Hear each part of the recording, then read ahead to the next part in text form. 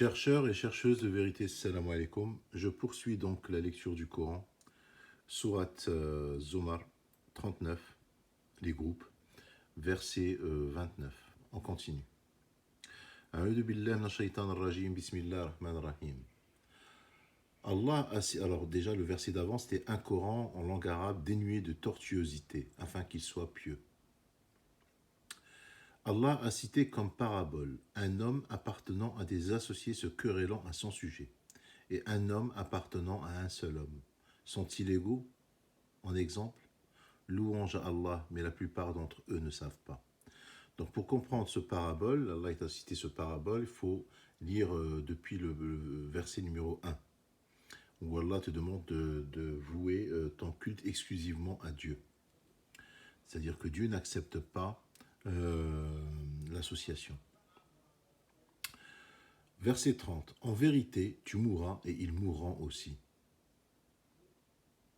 Ensuite, au jour de la résurrection, vous vous disputerez auprès de votre Seigneur. Alors, c'est qui va se disputer le jour de la résurrection auprès de son Seigneur? C'est qui?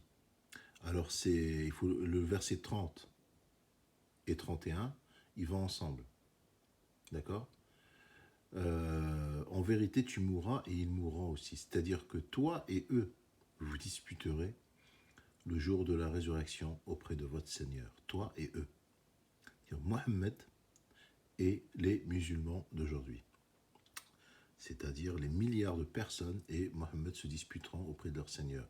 Parce que lui, le prophète Mohammed, dans un autre verset, il dit c'est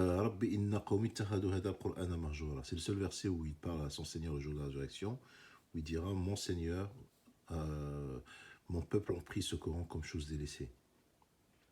C'est-à-dire il y aura une dispute entre Mohammed et son peuple.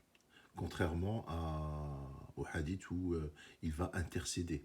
Il va intercéder pour son peuple. Non, il y aura une dispute entre le prophète et son peuple.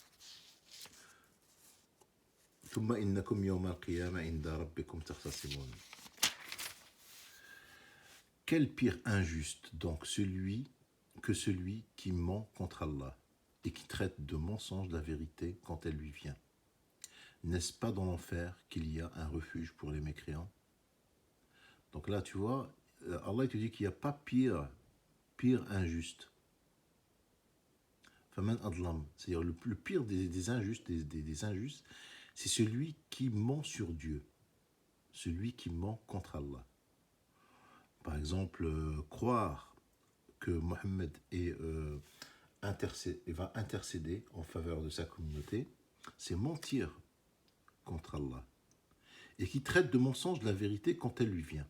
Donc la définition du kafir, contrairement à ce que disent les sunnites, le kafir c'est tout ce qui n'est pas musulman, c'est disent les sunnites. Le kafir, le mécréant, c'est tout ce qui n'est pas musulman.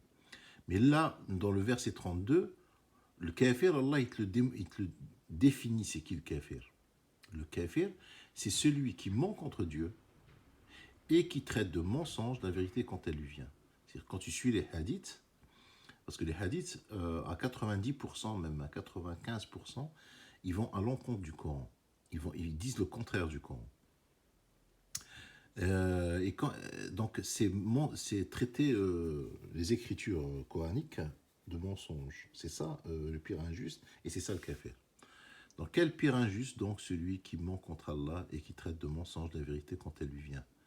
N'est-ce pas dans l'enfer qu'il y a le refuge pour les mécréants? Tandis que celui qui vient avec la vérité et celui qui la confirme, c'est-à-dire nous, on nous surnomme les coranistes.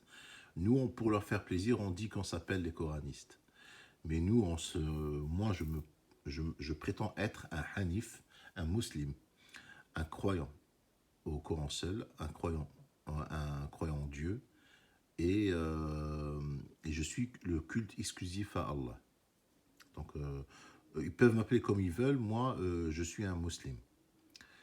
Tandis que alors le verset 33, tandis que celui qui vient avec la vérité et celui qui la confirme, ceux-là sont les pieux. Ils auront tout ce qu'ils désireront auprès de leur Seigneur. Donc, lahumma yasha'oun, attention, c'est une phrase très importante. Dans le Coran, Dieu ne te parle pas, il te parle de... C'est vrai, quand il te décrit les jardins d'Éden, il te décrit des fruits, des ruisseaux qui coulent, des arbres avec des branches très hautes, ainsi de suite. Mais il te parle de la base. Mais là, dans ce verset-là, il te dit que tu as tout ce que tu désires. C'est-à-dire que dans le Coran, il n'y a pas de Hurunayn. Il n'y a pas de... ça n'existe pas, des vierges au paradis. Ça n'existe pas. Mais là, quand il dit Lahumma yasha'un, c'est-à-dire tout ce que tu désires. C'est-à-dire que, voilà, tout ce que tu désires, tout ce que tu ne peux pas imaginer, tout ce que tu imagines un truc, tu l'as. D'accord. Ils auront tout ce qu'ils désireront auprès de leur Seigneur. Voilà là la récompense des bienfaits. Afin qu'Allah leur efface le pire de leurs actions et les récompense selon ceux qu'ils auront fait de meilleurs. C'est-à-dire que, étant musulman, c'est-à-dire vouant ton culte exclusif à Dieu, Allah te pardonne tes péchés. Et le seul péché qu'il ne pardonne pas, c'est l'association. Allah ne suffit-il pas à son serviteur comme soutien? Et ils te font peur avec ce qui est en dehors de lui. Et quiconque Dieu égare n'a point de guide. Quiconque Allah guide, nul ne peut l'égarer. C'est-à-dire qu'avec le Coran, Allah il te guide. Nul ne peut t'égarer.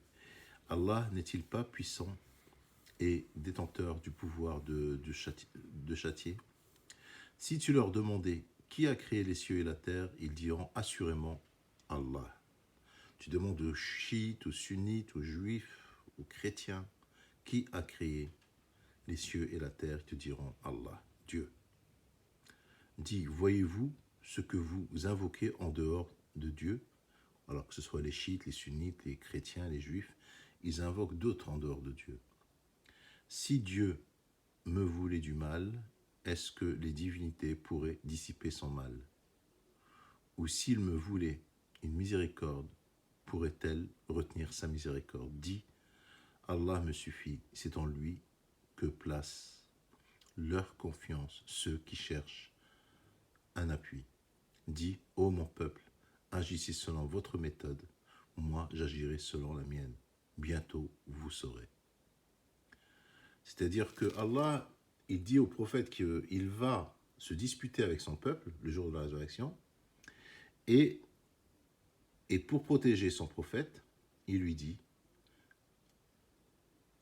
ô mon peuple, agissez selon votre méthode, moi j'agirai selon la mienne. Bientôt vous saurez. Et je vous dis salam alaikum.